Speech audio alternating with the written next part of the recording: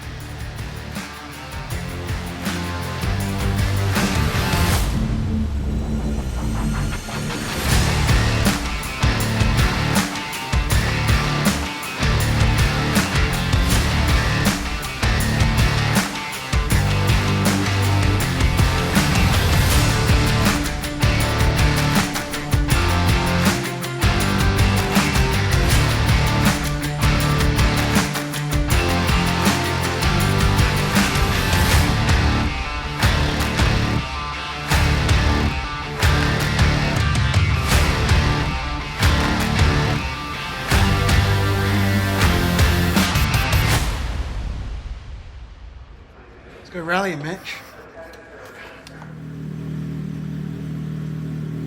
Steering column.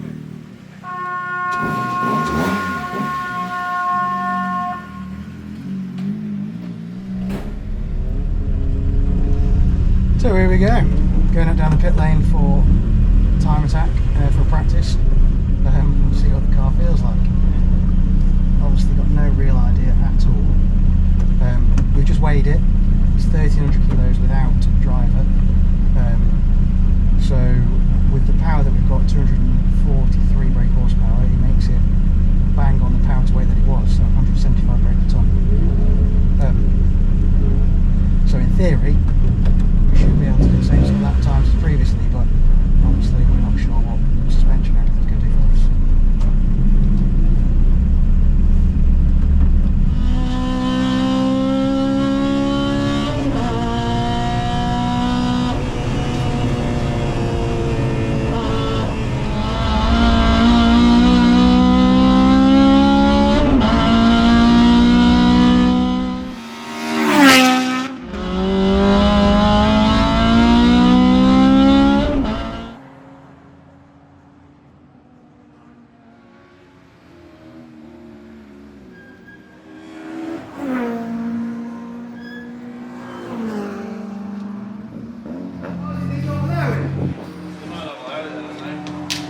Yeah, because that came in at the time.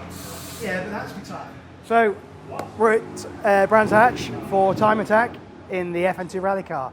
We've actually already been out and done 2 sessions. First session was dry, and we managed to do the same time as we did last time we were here as a race car. So pretty impressive, really. We've weighed it. The car's 1300 without driver, so 1380 with me in it, and with 242 horsepower, which is what I made on the dyno, it's actually the same power to weight as it used to be, 175 brake per tonne. Yeah, the fact that we've done all the different mods and got back to the same lap time, we're pretty happy with, really. And that was with the car exactly as we turned up. So with a bit of development, we could probably find some more time in that. However, we've then had torrential downpours, and the next session was wet. It was what we needed, really, because the class that we're in is full of pretty fast minis and saxos. And so, yeah, the only way to get near them was for it to be wet.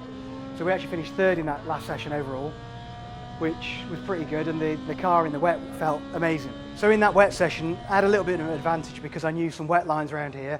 However, the car handled amazing. We're on fairly old AO52s, and they just had loads of grip.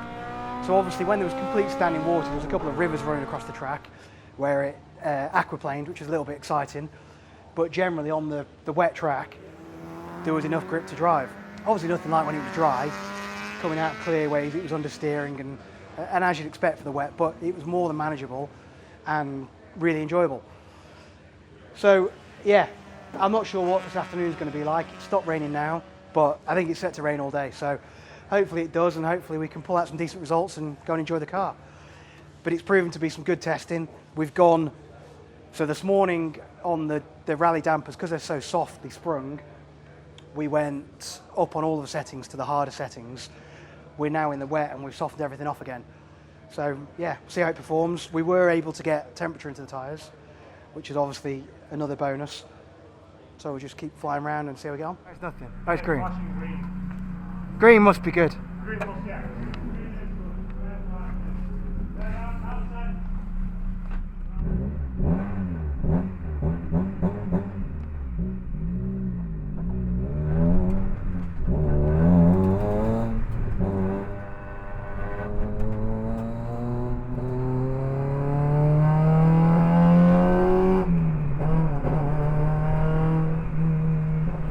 So it's obviously really wet again, but we'll see what we can do. I'm not sure where we are on times. The beginning of the session was dry, or drier, so if anyone got a lap in early, they'll be fast, but hopefully they did. And then we'll just try and fight our way around the circuit.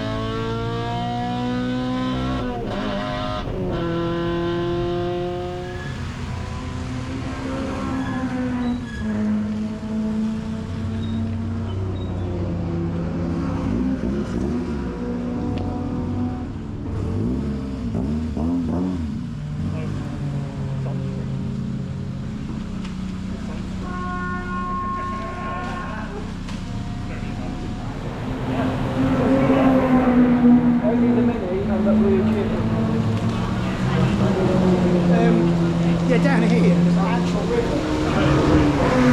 Just understeer through it, and then when I tried to go faster, I had a bit of a... But you can't really risk it because it's actual river. So Druids, there's a perfect wet line all the way around the outside, and you can go in, brake as if it's dry, and just drive all the way around the outside. And those were still just apexing it on the inside curve. But you could just drive all the way around, no one's doing it.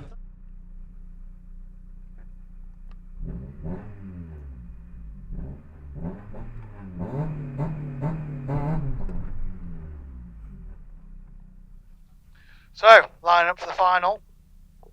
Sadly, the sun's out and the track is dry, so we're not going to get very far. Well, we're not going to get a very good result, but we'll go and drive around and see how we get on and enjoy it.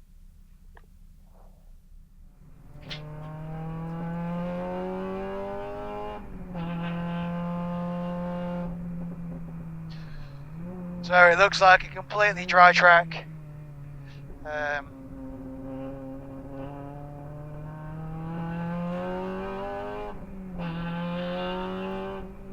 Obviously it's still wet offline, but that doesn't bother us.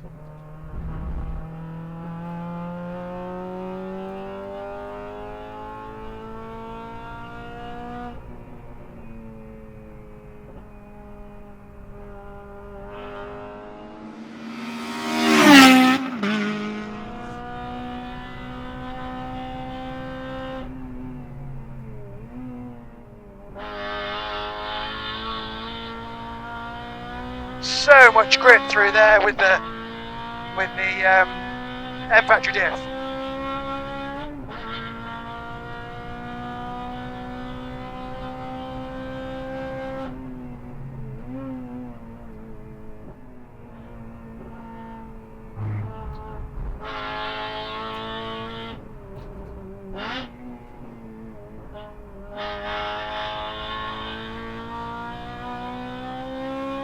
Absolute carnage with the traffic, but at least we've cleared them.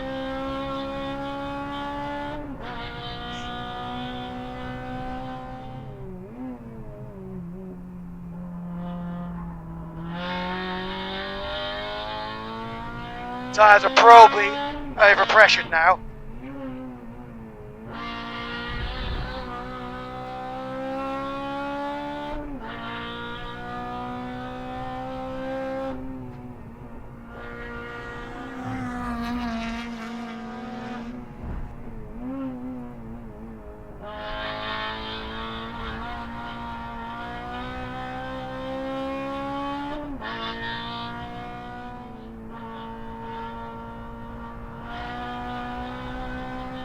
Slight slide to the exit.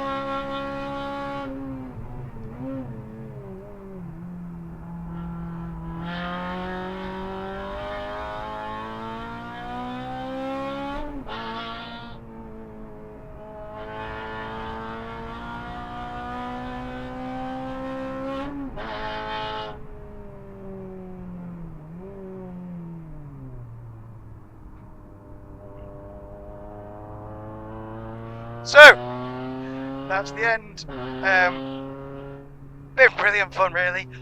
The tyres have been amazing all day, considering all of the various conditions. Cars felt really good, considering we've gone so soft compared to how it was. Just by changing the damper settings, it's actually driven really well. The plate diff works amazingly. Generally, the car's been faultless all day.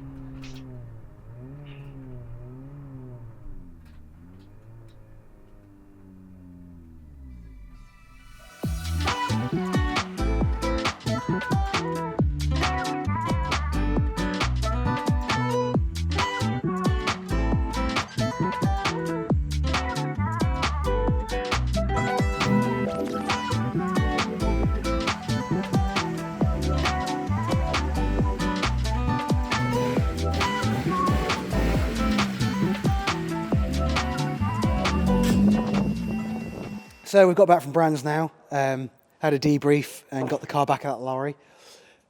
To be honest, I was amazed how well it performed. Obviously it helped with the mixed conditions. The wet is obviously what we kind of wanted to help level the playing field a little bit. Considering how much we've changed the car with how softer we've gone, how much weight we've added, yeah, it performed incredible. We actually did the same lap time within a tenth of what we've done previously there. It just shows that actually with these three-way dampers, when you stiffen everything right up, it's still more than capable as a track car. We're on very worn-out Air52s, which also worked really well. So as soon as we get onto the soft rally tyres, I think it's going to be even better. A few things that we need to change on the car. We went with these plastic windows, but without the sliders. And in practice, when you open the window up and down, they don't go back into the rail at the top. So we've actually got some sliders now to fit into them. And then we just need to raise the car. We need to look at the front under tray, just because I've had advice of a few people that they don't think it's going to be strong enough. So we went to Brands with all the under trays on, and they survived, and it worked really well. No rattles or noises. So yeah, got to look at that. Then just get some practicing in with kind of reading maps and stuff for the co-driver, and go from there.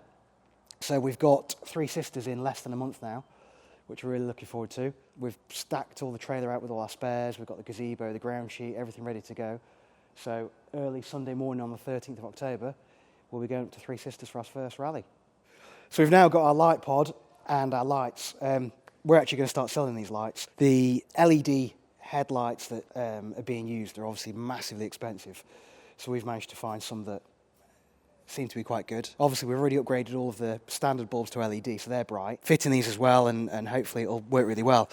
They're IP rated, so they're fully submersible, so shouldn't be a problem with that. And obviously, we've just got to try and work out how to fit the pod on and go from there. The rally at Three Sisters doesn't actually involve any nighttime, but when we get to Cadwell Park, it does. So we need to get it fitted by then. So between it being a race car and a rally car, we've obviously changed the gear ratios, the diff from a helical to a plate diff, the suspension, and then because of the weight, we've added some extra power by putting some Skunk 2 Ultra 1 cams in it. So the power to weight is now exactly the same as it was before. So we've gained 15 horsepower, but gained a load of weight. So the power to weight's identical.